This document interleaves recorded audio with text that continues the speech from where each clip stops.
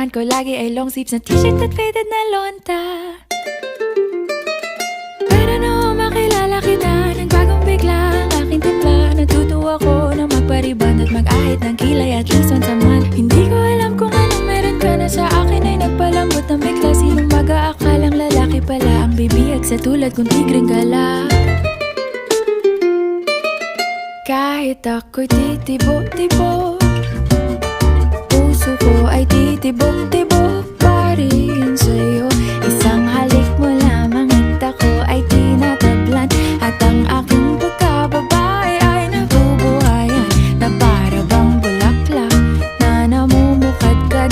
Dahil alaga mo sa dilig at katamtamang sikat ng araw-araw mong pag-ibig sa aking buhay.